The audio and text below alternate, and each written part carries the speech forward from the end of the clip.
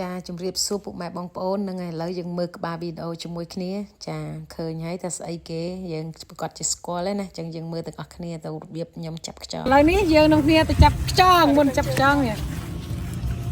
ឡូវយើងពាក់ពីជើងសិនណាមើលមកជើងយើង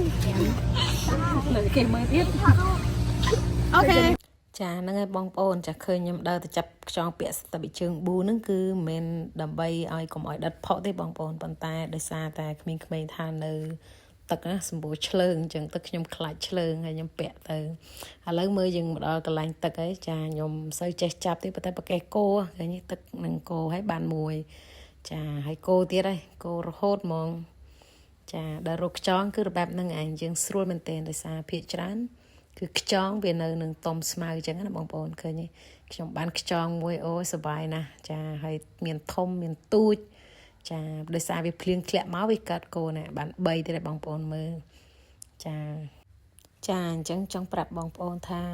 ហ្នឹងហើយសម្រាប់យើងពេលដែលយើងទំនេរយើងអាចរកអ្វីដែលយើងអាចចូលចិត្តធ្វើទៅវាជាការសប្បាយជាការកំសាន្តដែរដូចខ្ញុំ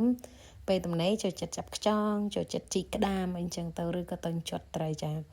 ឥឡូវមកជំនួយការខ្ញុំអ្នកឈប់កាច់រៀងចាលើកដៃ selfie តែឯងបង្ហាញខ្យងខ្ញុំគ្មានដឹងអីមកតិចហើយខ្ញុំខំរោណគ្មានឈប់ទេចាប៉ុន្តែសប្បាយហ្នឹងហើយបងប្អូនមើលខ្យងអ្នកចាប់ផ្ដើមបានច្រើនតិចអីចា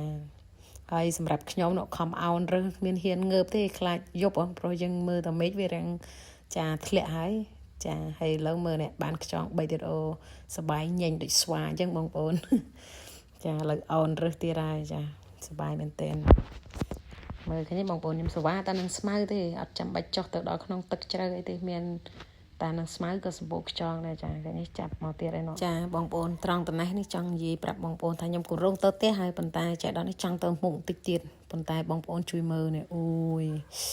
អស្ចារ្យមែនទែនចាមានខ្យងធំ1ហើយតូច3ចាសាហាវណាខ្យងហ្នឹងវាពេលខ្លះវាពាក់គ្នាអញ្ចឹងណាបងប្អូនហ្នឹងឯងចាអរគុណច្រើនបងប្អូននឹងឲ្យវីដេអូខ្ញុំមានតែប៉ុណ្្នឹងឯងឥឡូវយើងឃើញមានបានខ្យងច្រើនខ្លាំងមែនទែនហើយយើងកម្រងយកទៅធ្វើអាហារញ៉ាំបន្ទាប់ពីយើងចាប់បានចឹងអរគុណច្រើនបងប្អូនសម្រាប់ទស្សនាវីដេអូរបស់ខ្ញុំចាជម្រាបលា